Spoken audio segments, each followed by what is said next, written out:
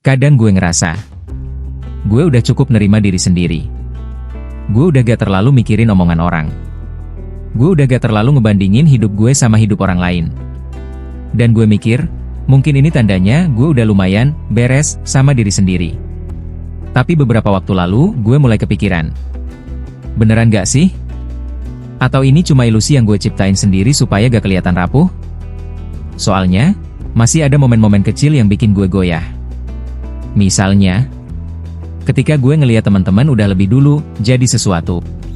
Dan gue masih ya, gini-gini aja. Atau ketika gue gak diajak, gak disapa, gak dianggap. Tiba-tiba gue langsung mikir, apa gue gak cukup baik ya? Apa mereka emang gak suka gue?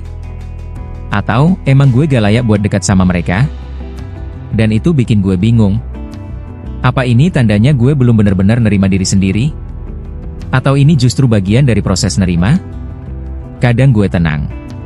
Kadang gue bisa senyum dan bilang ke diri sendiri, ya udah, semua orang beda jalannya.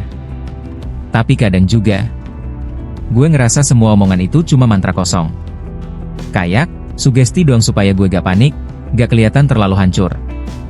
Gue gak tahu, mana yang benar. Gue gak tahu, gimana cara melupakan pikiran-pikiran itu.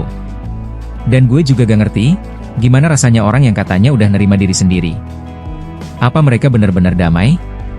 Apa mereka udah gak pernah kepikiran hal-hal kayak gini lagi? Atau jangan-jangan mereka juga pura-pura?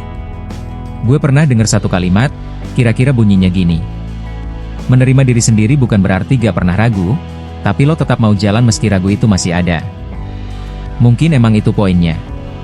Karena jujur aja, kadang hidup ini berisik banget, bahkan kalau kita gak ngomong apa-apa. Di dalam kepala kita tuh rame.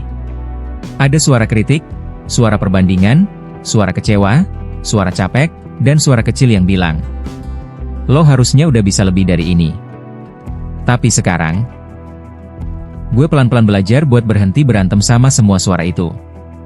Gue gak bisa matiin semuanya. Tapi mungkin, gue bisa belajar buat dengerin tanpa harus percaya semua yang mereka bilang. Dan dari kebingungan ini semua, gue sadar.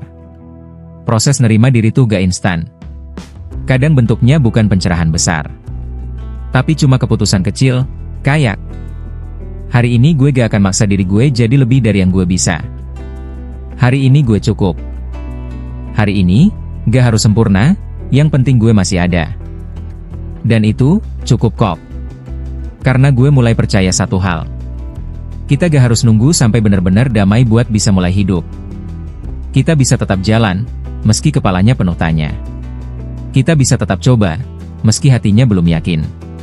Kita bisa tetap nerima diri, bahkan kalau prosesnya gak selalu tenang.